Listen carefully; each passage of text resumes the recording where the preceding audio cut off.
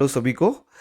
So welcome to all of you in LRDI challenge. और आज का जो सेट है बच्चों बहुत बढ़िया सेट है। इनफैक्ट आई वुड से कि अभी तक मैंने कभी भी ये सेट अपनी क्लास में दिया है तो मुश्किल से 100 में से किसी एक स्टूडेंट ने किया है। तो आज की क्लास में मैं बोलना चाहूँगा कि इसको take it as a challenge और एक बार आप सोल्व करिए, कोशिश करिए, हो जाए तो बहुत बढ़िया है। वेरी गुड, आप लोगों की तैयारी बहुत अच्छी चल रही है। नहीं हो तो हम लोग मिलके देख ही रहे हैं बच्चों। तो चलिए आइए स्टार्ट करते हैं इस पर्टिकुलर सेट को। तो ये सेट क्या है सर? तो सेट देखते हैं बच्चों क्या कहता है ये। तो मैं आप लोगों को थोड़ा सा और बता दूं कि जो इस तरह के क्वेश्चंस हैं, ये क्वेश्चन बच्चों आजकल कैट में बहुत ज़्यादा देखने को मिल रहे हैं, क्योंकि ये डिस्ट्रीब्यूशन टॉपिक होता है जिसमें टेबल बना के हमें क्वेश्चन को करना होता है। तो अगर आप कैट 2024 में भी देखोगे तो वहाँ पे एवरेज दो दो क्वेश्चन आपको टेबल वाले दिखेंगे, कुछ डिस्ट्रीब्यूशन टाइप सवाल दिखेंगे। तो अगर इस तरह के क्वेश्चंस पे हमारी प्रैक्टिस हो जाए तो आई एम श्योर कि आप किसी भी तरीके का क्वेश्चन, चाहे सर DI का हो, LR का हो, तो बहुत इजीली आप टैकल कर सकते हो। तो चलिए स्टार्ट करते हैं। तो इस पर्टिकुलर सेट में टोटल हमें कुछ डाटा दिया हुआ है सर, और साथ में कुछ 4 क्वेश्चंस पूछे हुए हैं। तो उन क्वेश्चंस को भी हम लोग देखेंगे। But let start now. Set शुरू करते हैं हम लोग, और सेट क्या बोलता है तो उसको टेबल बना के करते हैं। तो एक बार सेट पढ़ता हूं।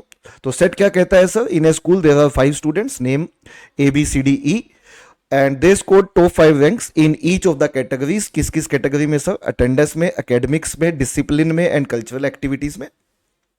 No two of them got the same rank in any category. ठीक है जी। And none of them got the same rank in any 2 categories. इन दोनों का क्या मतलब है उसको अभी देखेंगे हम जल्दी बच्चों। इसके अलावा further it is known that all conditions दी हुई हैं। तो सबसे पहले टेबल बना लेते हैं सर। तो टेबल क्या है? टेबल ये है कि there are 5 students A B C D and E, and there are 4 categories. कौन कौन सी? First one is attendance,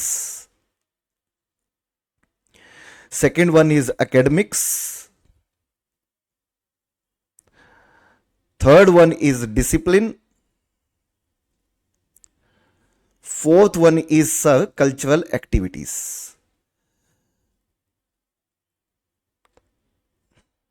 So this is a particular table जिसको हमें फिल करना है। तो इसको एक टेबल का रूप दे देते हैं, एक टेबल का आकार दे देते हैं। तो लाइक दिस। तो attendance, academics, discipline and fourth one is cultural activities. And here first student is A, second student is B, third student is sir C, fourth student is sir D, fifth student is E। तो sir बढ़िया table बन गई है। अब बस हमें इसे fill करना है जो डाटा हमें दिया हुआ है। तो क्या डाटा दिया हुआ है सर? आइए देखते हैं मिलके। तो सबसे पहले तो ये कह रहे हैं कि no two of them got the same rank in any category. It means that कि अगर अगर अटेंडेंस कैटेगरी की बात करें तो उसमें सबकी अलग अलग रैंक आई है। मतलब 1 से लेके 5 सारे नंबर फिल होने वाले हैं इस कॉलम में, अटेंडेंस वाले। ऐसे ही एकेडमिक में भी 1 to 5, ऐसे ही डिसिप्लिन में भी 1 to 5, और ऐसे ही कल्चरल में भी 1 to 5। इट मींस अगर चारों में 1 to 5, 1 to 5, 1 to 5, 1 to 5 आने वाले हैं सर, कहीं ना कहीं 4 बार 1 आने वाला है, 4 बार 2 आने वाला है, 4 बार 3 आने वाला है, 4 बार 4 आने वाला है, 4 बार 5 आने वाला है। ठीक है। इसके अलावा it is also given that none of them got the same rank in any 2 categories. What does it mean sir? None of them मतलब कि जैसे कि for example A and B, किसी की भी। अच्छा, जैसे नन ऑफ देम मतलब जैसे A है तो A की किसी भी कैटेगरी में सेम रैंक नहीं आई है। मतलब attendance, academics, discipline, cultural activities, चारों में ही अलग अलग रैंक आई है। अभी कौन सी रैंक आई है 1 to 5 में से वो नहीं पता, बट चारों में अलग अलग रैंक आई है। तो अगर टोटल 5 रैंक है सर और यहां पे 4 अलग अलग रैंक आई है, तो इतना समझ में आ रहा है कि A की भी कोई ना कोई रैंक मिसिंग है। Attendance, academic, discipline, cultural activities चारों में अलग अलग रैंक आई है। तो यहाँ पे किसी कोई तो एक रैंक मिसिंग है तभी, क्योंकि 5 रैंक है टोटल।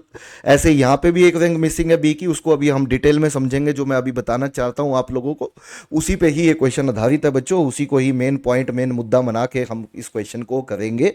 तो आइए इसके डाटा को पढ़ते हैं। जो फैक्ट्स हमें दिए हुए हैं उनको पहले देखते हैं। थोड़ा सा हमने ऊपर ऊपर से जान लिया, डोंट वरी अबाउट एनीथिंग कि सर क्या डाटा दिया हुआ है, कैसे आप यूज करोगे। ठीक है, आपने तो बस ऐसे ही ऊपर ऊपर से बता दिया, आप कैसे करोगे हमें कुछ समझ नहीं आई है बात, तो बहुत डिटेल में समझ में आएगी बच्चों। थोड़ा सा डिटेल में चलते हैं इस क्वेश्चन के। तो सबसे पहला डाटा ये है कि in each category D got a better rank than A। ये बहुत अच्छा पॉइंट है और इस पॉइंट को मैं अभी शुरू से देखूंगा और शुरू से बताऊंगा कि हर कैटेगरी में डी की जो रैंक है सर वो ए की रैंक से बेटर आई है। तो इससे हमें काफ़ी इंफॉर्मेशन मिलती है सर। हमें पता है नहीं, आपको नहीं पता है, हमें पता है सर, लेकिन आप देखेंगे बच्चों आपको बहुत सारा डाटा इससे मिलेगा। तो इसको मैं थोड़ा सा अभी लेने वाला हूं। इससे पहले मैं सेकंड पॉइंट को पढ़ता हूं। तो वो पॉइंट कहता है sir C did not get the first rank in discipline. C का डिसिप्लिन के अंदर फर्स्ट रैंक नहीं आया। क्या रैंक आया ये नहीं पता, बट यहां पे एक नंबर तो नहीं आया, वन रैंक तो नहीं आया। बी और ई का फोर्थ और फिफ्थ रैंक आया है सर डिसिप्लिन में। तो अगर डिसिप्लिन में बात करें तो बी का फोर्थ रैंक आया है, और डिसिप्लिन में बात करें तो ई का सर फिफ्थ रैंक आया है क्वेश्चन के हिसाब से, ठीक है, fourth and fifth rank in discipline. C got the fourth rank in attendance sir. तो सी का सर अटेंडेंस के अंदर फोर्थ रैंक आया है, मतलब यहां पे 4 लिख दीजिए, ठीक है जी, लिख दिया हमने। इसके अलावा इट इज गिवन दैट कि A got a better rank than C in academics. A का बेटर रैंक आया है सी से। ए का अगर बेटर रैंक आया है सी से तो ए का सबसे वर्स्ट रैंक तो नहीं हो सकता ना, किसके अंदर, एकेडमिक्स के अंदर। भाई ए का बेटर रैंक है सी से, तो यहां 5 रैंक तो नहीं हो सकता ना ए का सर। क्यों? क्योंकि 5 हो गया तो भाई इसका बेटर कैसे आएगा सी से, 5 तो सबसे वर्स्ट रैंक है, तो 5 नहीं हो सकता यहां पे। इसी तरह से सर अगर ए का बेटर आया है सी से तो सी को 1 भी नहीं मिल सकता एकेडमिक्स में, क्योंकि सी को 1 मिल गया तो भाई इससे बेहतर क्या देंगे ए को एकेडमिक्स में, ठीक है, यहां 1 नहीं आ सकता। बस इतना समझ में आया है, ठीक है, इतना समझ में आ रहा है। इसके अलावा ये समझ में आ रहा है कि सी का ए का जो है वो बेटर रैंक है किससे, सी से, ठीक है, उसको अभी देख लेंगे हम, सी से बेटर रैंक है। ऑल राइट, तो इतनी इंफॉर्मेशन हमें दी हुई है सर। एक इंफॉर्मेशन आपने कहा था अभी आप बाद में पढ़ोगे, आपने पढ़ी ही नहीं, आइए पढ़ते हैं। कोई कौन सी सर, फर्स्ट। तो उसमें कहता है in each category D got a better rank than A. D की जो है वो ए से बेटर रैंक आई है किसमें सर, हर चीज पे। मतलब अगर ए और डी की मैं लूं, ठीक है, अगर ए और डी दोनों को लूं और डी की अगर बेटर रैंक आई है हर एक में, तो डी की अगर सर बेटर रैंक आई है हर एक में, तो मान लीजिए 1 मिनट के लिए सर ए की किसी में, देखो ए की किसी में 1 तो रैंक आ ही नहीं सकती सर। क्यों? क्योंकि अगर इसकी किसी में 1 आ गई तो उससे बेटर डी की कैसे आएगी, क्योंकि 1 तो सबसे बढ़िया रैंक है, तो ए की 1 तो आ ही नहीं सकती। ऐसे ही डी की सर 5 किसी में आ ही नहीं सकती, किसमें सर, किसी में भी नहीं, क्योंकि डी की अगर 5 आ गई सर तो अगर मान लो डी को 5 मिल गया तो भाई उसको बेटर दिखाने के लिए ए से फिर ए को क्या रैंक देंगे, ठीक है। तो डी को तो आपने वर्स्ट रैंक दे दी, तो ए को फिर बढ़िया रैंक क्या देंगे सर, बिल्कुल सही बात है सर। तो फिफ्थ रैंक डी की हो नहीं सकती सर, और ए की फर्स्ट रैंक हो नहीं सकती, ठीक है। अब इसके अलावा ये कहते हैं कि डी की अगर बेटर रैंक मिली है हर एक में, तो मान लीजिए 1 तो हो नहीं सकती है, कि मान लीजिए ए की 2 है सर किसी में रैंक, किसी में तो होगी ना 2, ठीक है। मैंने कहा था ना सब में एक एक नंबर मिसिंग होगा, जैसे यहाँ 1 मिसिंग है, क्यों? क्योंकि यहाँ पे अलग अलग नंबर आने हैं, एक 4 नंबर पढ़ने हैं, बट ए नहीं, 1 नहीं आएगा, यहाँ ऐसे ही 5 नहीं आएगा, तो सब में एक एक नंबर मिस होना ही होना है, ठीक है। क्यों? क्योंकि sir 1 to 5 1 to 5 1 to 5 1 to 5 column में 1 to 5 भरना है हमें। इसका मतलब 1 भी 4 बार आएंगे, 2 4 आएंगे, 3 4 आएंगे, 4 4 आएंगे, 5 4 आएंगे। तो इसका मतलब अगर हम रो के हिसाब से देखें तो कोई ना कोई नंबर तो सब में मिसिंग होना है, और सब में अलग अलग नंबर मिसिंग होना है, नहीं तो वो स्टेबिलिटी नहीं बैठेगी, वो एकदम जो होता है ना, क्या बोलते हैं उसको हम लोग की, सीक्वेंस नहीं सही बैठेगी, ठीक है। तो अगर ए की किसी में सर 2 रैंक है तो उसमें डी को 1 रैंक लानी ही पड़ेगी बेटर रैंक के लिए, ठीक है। लेकिन ए की अगर किसी में 3 है तो डी की 1 भी हो सकती है सर, 2 भी, बट 1 तो हो नहीं सकती, क्योंकि 1 तो यहां चली गई सर। तो 1 अगर यहां चली गई तो यहां 2 ही होगी, कहां पे, जहां पे 3, जहां पे ए की 3 रैंक होगी वहां पे डी की 2 ही होगी, क्योंकि 1 तो ऑलरेडी जा चुकी है। ऐसे ही अगर 4 रैंक होगी जहां पे सर ए की, वहां पे डी की 1 भी हो सकती है, 2 भी हो सकती है, 3 भी हो सकती है, लेकिन 1 और 2 तो ऑलरेडी जा चुके ऊपर अलग केसेस में, तो यहां 3 ही होगी। ऐसे ही जब वहां पे इसकी 5 होगी सर, 1 2 3 4 में से कोई भी हो सकती है, बट 1 2 3 तो पहले ही जा चुके हैं दूसरे केसेस में, तो यहां के लिए 4 बचेगी। तो हमें यह समझ में आ गया कि अगर ए को 2 मिलेगा तो डी को 1 मिलेगा, अगर ए को 3 मिलेगा तो डी को 2 मिलेगा सर, ए को सर अगर 4 मिलेगा तो डी को 3 मिलेगा सर, और अगर ए को 5 मिलेगा तो डी को सर 4 मिलेगा ही मिलेगा।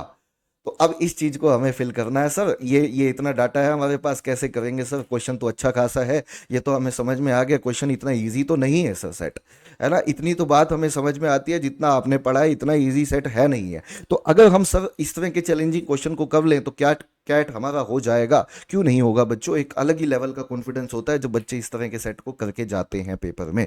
तो आइए आगे सर इसको फिल करना शुरू करते हैं। तो अब मैं यहाँ पे रेड मार्कर निकाल लेता हूँ, क्योंकि बाकी इंफॉर्मेशन हम फिल कर करना शुरू करेंगे। तो अगर आप देखो आपको बहुत सारे 5 और 4 की इंफॉर्मेशन दिखेगी सर यहाँ पे हमें, ठीक है, समझ में आ रही है बात। तो देखिए अगर मैं इस 5 4 की बात करता हूं सर, सबसे पहले ये 5 4 की, तो 5 4 यहाँ पे 5 एक और यहाँ पे 4 आ नहीं सकता क्योंकि इस कॉलम में 4 ऑलरेडी आ चुका है। तो इसका मतलब 5 4 यहाँ नहीं होंगे सर ए और डी पे। 5 4 यहाँ पे भी नहीं होंगे सर क्योंकि 5 यहाँ आ ही नहीं सकता, ये देखिए, ठीक है, कांटा लगा हुआ है। यहाँ भी 5 4 नहीं होंगे सर ए और डी के पास, 5 4 नहीं होंगे क्योंकि 5 4 ऑलरेडी आ चुके हैं। तो सर बस कल्चरल एक्टिविटीज बची है, तो कल्चरल एक्टिविटीज में ही यहाँ पे अगर 5 है तो यहाँ पे 4 की पॉसिबिलिटी है, और तो कहीं पॉसिबिलिटी ही नहीं है। तो लिख दें क्या, क्या हम लिख दें कल्चरल एक्टिविटीज में 5 4? बिल्कुल लिख दीजिए सर, एकदम यहीं आएगा। तो सवाल तो शुरू हो गया है सर। अब यहाँ से एक और बात समझ में आती है, ये समझ में आ गया है हमें सर, बिल्कुल समझ में आ गया सर, 100% समझ में आ गया 5 और 4। तो अब सर अगली बात पे चलते हैं, बिल्कुल अगली बात पे चलते हैं सर। अगली बात क्या है सर, ये 2 1 फिल करना है हमें, ठीक है, ये 2 1 फिल करना है सर हमें, ठीक है, ये 2 1 या फिर ये 5 4 तो फिल हो चुका है, या ये 4 3 फिल करना है। तो इनमें कहाँ होगा सर, अगर 4 3 को देखें हम तो 4 3 सर यहाँ नहीं हो सकता। सर क्यों नहीं हो सकता 4 3? क्योंकि 4 ऑलरेडी फिल हो चुका है, सी को ऑलरेडी मिल चुका है। ऐसे ही अगर 4 3 की सर यहाँ बात करोगे, यहाँ 4 आ ही नहीं सकता, 4 आ चुका है, तो 4 या 3 यहाँ भी नहीं हो सकता। तो सर बस एकेडमिक में ही पॉसिबिलिटी बचती है कि ए को 4 दे दें और डी को 3 दे दें, ठीक है ना अटेंडेंस में पॉसिबिलिटी है, ना डिसिप्लिन में पॉसिबिलिटी है, और कल्चरल एक्टिविटीज तो पहले ही अपना जो उसको लेना था वो लेके बैठा है सर। तो इसका मतलब सर ये और ये 2 बातें तो फिल हो ही चुकी हैं सर, ये 2 बातें तो फिल हो ही चुकी हैं। अब बहुत ही इंपॉर्टेंट चीज देखिए, अगर सर मैं ये 3 2 वाला केस डिसिप्लिन में लूं, यहां 3 और यहां 2, सर यहाँ 3 और यहाँ 2, तो यहाँ 1 बचेगा, बट यहाँ 1 तो आ ही नहीं सकता। दोबारा सुनिए सर, अगर 3 यहाँ 2 यहाँ, तो 1 यहाँ आना ही चाहिए, लेकिन 1 यहाँ आ ही नहीं सकता। क्यों नहीं 1 आना चाहिए सर? क्योंकि डिसिप्लिन में सर 1 से लेके 5 तक गिनती पूरी होगी, बट 1 तो यहाँ आ ही नहीं सकता सर। तो इसका मतलब 3 2 यहाँ आ ही नहीं सकते सर। तो इसका मतलब 3 2 की पॉसिबिलिटी एक ही है, वो सर अटेंडेंस में ही होगा। तो सर 3 2 यहाँ होगा, यहाँ बिठाइए, बिल्कुल ठीक बात है बच्चों। तो सर 3 2 यहां हो गया, ठीक है, 3 2 यहां हो गया सर। तो ये समझ में आया, ये 3 2 वाला भी पास। तो 2 1 के लिए तो बस डिसिप्लिन ही बचा।